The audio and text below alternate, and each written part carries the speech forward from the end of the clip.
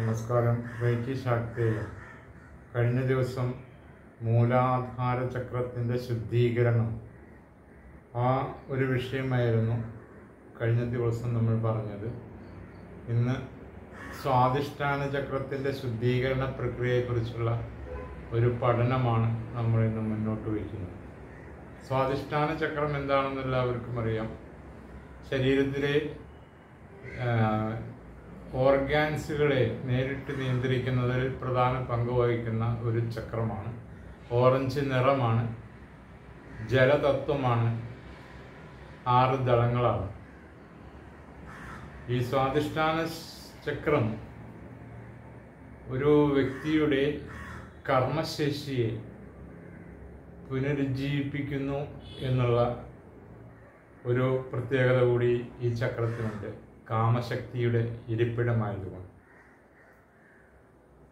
നമ്മൾ ചക്ര ധ്യാനത്തിൽ ഓരോ ചക്രങ്ങളെയും ശുദ്ധീകരിക്കപ്പെടുമ്പോൾ പ്രധാനമായിട്ടും ഇട, പിംഗള, സുഷുമ്ന ഈ നാഡികളുടെ ശുദ്ധീകരണവും അതിൻ്റെ പ്രവർത്തന വീര്യവും വർദ്ധിപ്പിച്ചെടുക്കേണ്ടതിൻ്റെ ആവശ്യകതയുണ്ട്. ഏത് ധ്യാനം പരിശീലിക്കുമ്പോഴും അതുപോലെ ഏത് രീതിയിലുള്ള അഫർമേഷൻസ് ക്രിയേറ്റ് ചെയ്യുമ്പോഴും അല്ലെങ്കിൽ വിഷ്വലൈസേഷൻ ടെക്നിക്സ് ഇംപ്ലിമെൻ്റ് ചെയ്യുമ്പോൾ റേക്കി ഇൻവോക്ക് ചെയ്ത് അത് നമ്മളുടെ അനാഹത ചക്രത്തിൽ, അതായത് ഹൃദയ പുണ്ഡരീക ചക്രം എന്ന് പറയുന്ന ആ ഭാഗത്ത് റേക്കിയെ നിലനിർത്തേണ്ടത് അത്യന്താപേക്ഷിതമാണ്. അതായത് നമ്മൾ സൂര്യൻ ഉദിച്ചു വരുമ്പോൾ, സൂര്യന് അഭിമുഖമായി നിൽക്കുമ്പോൾ അനാഹത ചക്രത്തിൻ്റെ 1, 8, 11, 1 എന്നിങ്ങനെ സ്ഥാനങ്ങളിൽ ഈ റേക്കി ഇങ്ങനെ നിൽക്കുന്നതായിട്ടും കൂടി നാം ഊഹിക്കേണ്ടതായിട്ടുണ്ട്. ഇല്ലെങ്കിൽ അവിടെ നിർത്തി അനുഭവവേദ്യമാക്കേണ്ടതായിട്ട്. അപ്പോൾ മാത്രമാണ് സുഷുമ്ന മാർഗേന് ഉള്ള പ്രാണന്റെ ഗതി നല്ല രീതിയിൽ പ്രവർത്തിക്കുകയുള്ളൂ. സുഷുമ്നേവ പരം തീർത്ഥം, സുഷുമ്നേവ പരം ജപം, സുഷുമ്നേവ പരം ധ്യാനം, സുഷുമ്നേവ പരാഗതി. അതായത് സുഷുമ്ന എന്ന വിശ്വനാഡിയുടെ ദർശനമുള്ള ഒരു സാധകന് എല്ലാ പുണ്യസ്ഥലങ്ങളുടെയും പുണ്യമുണ്ട്. ധ്യാനത്തിലെ പരമമായ ജപത്തിൻ്റെ എല്ലാ അനുഗ്രഹവും മോക്ഷത്താൽ അനുഗ്രഹിക്കപ്പെട്ടതുമാണ് ഈ സുഷുമ്ന മാർഗേനുള്ള ധ്യാനം. സിദ്ധാസനത്തിലോ സിദ്ധയോനി ആസനത്തിലോ നിങ്ങൾ ശരിയായി ഇരിക്കുന്നുണ്ടോ എന്ന അവബോധവും ശരീരം വിശ്രാന്തിയിലാണോ എന്നും പരിശോധിക്കും. ശരീരം വിശ്രാന്തിയിലാക്കുന്നത് ആൽഫയിലെത്തുക എന്നുള്ളതാണ്. ആൽഫയിലെത്താൻ പ്രധാനമായിട്ടും 100 മുതൽ 1 വരെ എണ്ണുകയോ അല്ലെങ്കിൽ 10 മുതൽ 1 വരെ എണ്ണുകയോ ചെയ്യുമ്പോഴേക്കും നിങ്ങൾ ആൽഫ നില കൈവരിക്കും. പ്രത്യേകിച്ച് റൈറ്റ് ഹെമിസ്ഫിയറിനെ, അതായത് നമ്മളുടെ വലത് കപാലം, അതിൽ ശ്രദ്ധ കേന്ദ്രീകരിച്ചിട്ട് താഴേക്ക് 1 സെക്കൻഡ് ഇടയിട്ട് എണ്ണിത്തുടങ്ങി തലയുടെ മസിലുകൾക്ക്, പിന്നെ കഴുത്തിലെ മസിലുകൾക്ക്, മുഖത്തെ പേശികൾക്ക്, കൈകൾ, മുഷ്ടി ഇതെല്ലാം മുറുക്കി പിടിച്ചതിന് ശേഷം അയച്ചിടുക. അപ്പോഴാണ് എൻ്റയർ ബോഡി റിലാക്സ് എന്ന് പറയുന്ന ഒരവസ്ഥയിലേക്ക് എത്തിച്ചേരുന്നത്. കാൽപാദം വരെ അങ്ങനെ അയച്ചിടുക. അതിനുശേഷം ശരീരബോധത്തെ ഉപേക്ഷിച്ചിട്ട് അവബോധജന്യമായിട്ടുള്ള ഒരു പ്രകാശത്തെ ഞാൻ നേരത്തെ സൂചിപ്പിച്ച അനാഹത ചക്രത്തിൽ, അതായത് കപാലകുണ്ടലങ്ങൾ തുറന്ന് റേക്കി വന്ന് കൈകളിൽ നിറയുന്നത് പോലെ ഈ അനാഹതത്തിലും നിലയുറപ്പിച്ച് നിർത്തുക എന്നുള്ളതാണ് ആദ്യമായിട്ട് ചെയ്യേണ്ടത്. മൂലാധാരത്തിൽ ശുദ്ധീകരണ പ്രക്രിയ ചെയ്യുമ്പോഴും ഇത് തന്നെ ആവർത്തിച്ച് ചെയ്യുക. സ്വാധിഷ്ഠാനത്തിലും ഇത് തന്നെ ആവർത്തിച്ച് ചെയ്യുക. സിദ്ധാസനത്തിലോ ഇല്ലെങ്കിൽ നമ്മൾ പദ്മാസനത്തിലേക്കോ അല്ലെങ്കിൽ സിദ്ധയോനി ആസനത്തിലേക്കോ ഇരുന്ന് ഈ പ്രാക്ടീസ് ചെയ്യുമ്പോൾ നിങ്ങളുടെ അവബോധം, അതായത് നിങ്ങളുടെ ഈ ഉള്ളിലെ പ്രകാശമയമായിട്ടുള്ള ബോധം, അത് നിങ്ങളുടെ കാല് വരെ എത്തുന്നു. കാലിൽ നിങ്ങളുടെ എത്തിച്ചേർന്നിട്ടുള്ള ആ അവബോധം പിന്നീട് നിങ്ങൾ മുകളിൽ പ്യൂബിക് അസ്ഥിയിൽ അമർത്തുന്നുണ്ടോ എന്ന് നിങ്ങൾ പരിശോധിക്കുക. അങ്ങനെ ആ അസ്ഥിയിലേക്ക് നിങ്ങളുടെ ഈ പ്യൂബിക് ബോണിലേക്ക് അമർത്തുമ്പോൾ ബിന്ദുവിലെ വ്യക്തമായ സമ്മർദ്ദത്തെ, അവിടെ തീവ്രമായിട്ടുള്ള ഒരു അവബോധം നമ്മൾ കൊണ്ടുവരേണ്ടതായിട്ടുണ്ട്. ആ സമയത്താണ് ഈ സ്വാധിഷ്ഠാന ക്ഷേത്രം, അതായത് ഒരു പ്രത്യേക നമ്മളുടെ ബോഡിയിൽ തന്നെയുള്ള ഒരു പരിപക്വമായ ഒരു ഇടം എന്ന് വേണമെങ്കിൽ പറയാൻ സ്വാധിഷ്ഠാന ക്ഷേത്രം. ആ സ്വാധിഷ്ഠാന ചക്രത്തിൻ്റെ ട്രിഗർ പോയിന്റ് എന്നറിയപ്പെടുന്ന പ്യൂബിക് അസ്ഥിയിൽ നിങ്ങൾ ഈ അവബോധത്തെ കേന്ദ്രീകരിക്കുക. അങ്ങനെ ഈ ബിന്ദുവിൽ നിങ്ങളുടെ അവബോധം നിലനിർത്തുകയും അവിടെ നാഡിയിടിപ്പ് അറിയുകയും ചെയ്യുക. അവിടെ ഇങ്ങനെ ആ പൾസ് ഇങ്ങനെ അടിക്കുന്നത് നിങ്ങൾക്ക് മനസ്സിലാവുക. ആ സമയത്ത് വേറെ അനന്യ ചിന്തകളെ എല്ലാം തന്നെ ഉപേക്ഷിക്കുകയും വേണം. അപ്പം നട്ടെല്ലിൻ്റെ അടിഭാഗത്തുള്ള കോക്സിക് അസ്ഥിയിലേക്കൊരു നേർരേഖയിൽ നീക്കുക നമ്മളുടെ ശ്രദ്ധ. ആ പൾസിനെ അതിനൊരു നേർരേഖയിലേക്ക് നീക്കുക. ഇതാണ് സ്വാധിഷ്ഠാന ചക്രത്തിൻ്റെ സ്ഥാനം.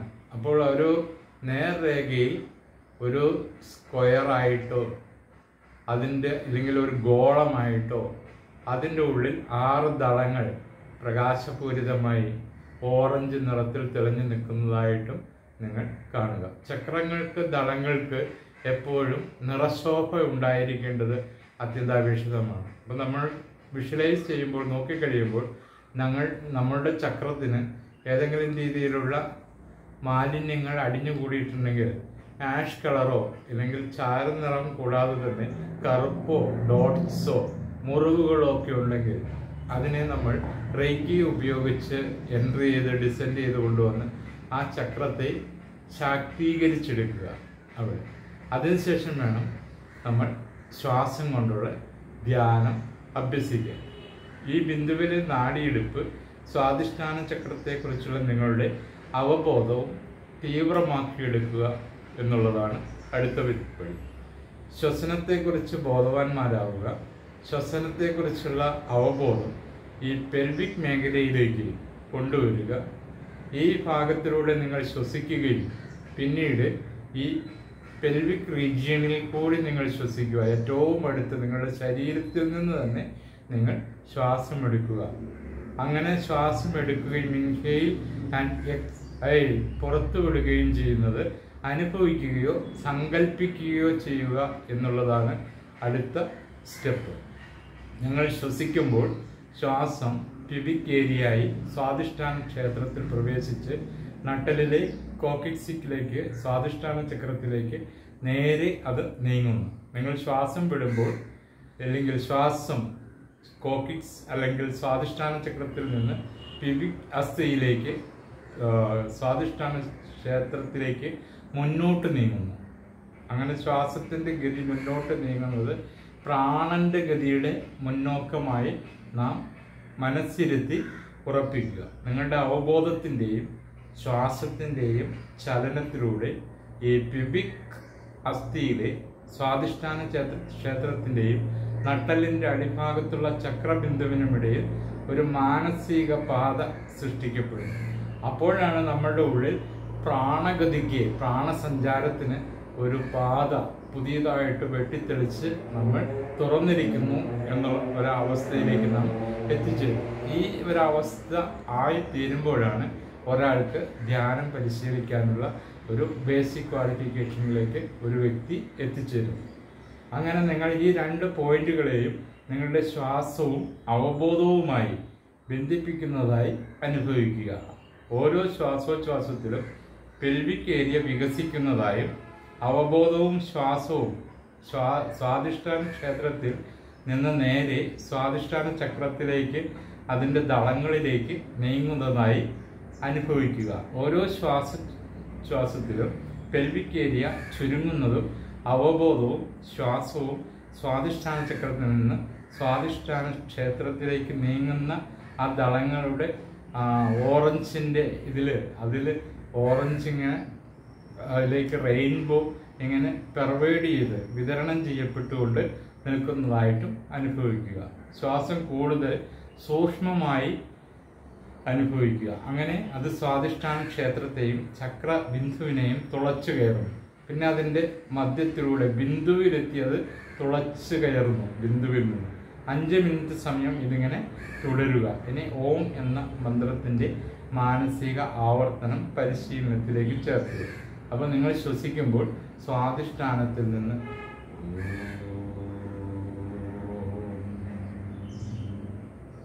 വം നമ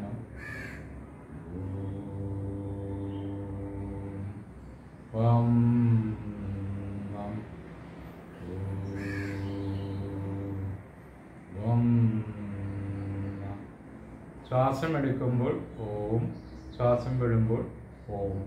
വം നമ വം നമ വം നമ എന്നിങ്ങനെ 5 മിനിറ്റ് സമയം നമ്മളത് ചെയ്ത് പൂർത്തീകരിക്കുക. ആദ്യത്തെ സ്റ്റെപ്പ് അങ്ങനെയാണ് ചെയ്യേണ്ടത്. അതിനുശേഷം സ്വാധിഷ്ഠാന ചക്രത്തിൽ നിന്ന് ഈ വൈബ്രേഷൻ നീങ്ങുന്നത് അനുഭവിക്കുക. ആ സമയത്ത് കുണ്ടലിനിയുടെ ജാഗരൂകണം, കുണ്ടലിനി ആരോഹണം അത് അനുഭവിച്ച് മാനസിക ഭാഗത്തിൽ ഈ മന്ത്രവും ചലിക്കുന്നത് അനുഭവിക്കുക. ആ ശ്വാസത്തോടൊപ്പം തന്നെ കുണ്ടലിനി ചലിക്കുന്നതിനെ നമ്മൾ അനുഭവിക്കുക. അപ്പം മാനസിക പാതയിലൂടെയുള്ള ഈ ചലനത്തെക്കുറിച്ചുള്ള നിങ്ങളുടെ അവബോധം തീവ്രമാക്കി കൊണ്ടുവരിക. അങ്ങനെ മന്ത്രവും ശ്വാസവും സ്വാധിഷ്ഠാന ചക്രത്തെ ശുദ്ധീകരിക്കുകയും തുറക്കുകയും ചെയ്യുന്നത് നിങ്ങൾ ആവർത്തിച്ചു കൊണ്ടിരിക്കുക. 5 മിനിറ്റ് സമയം.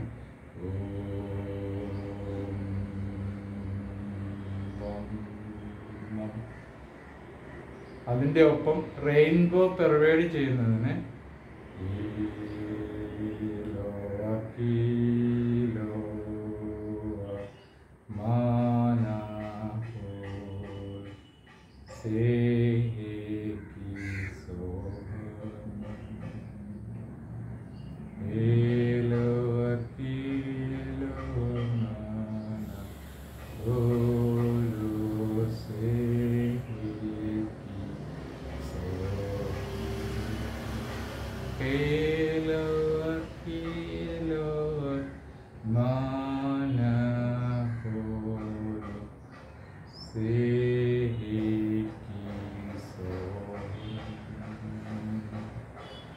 ഇത്രയും ചെയ്യുമ്പോൾ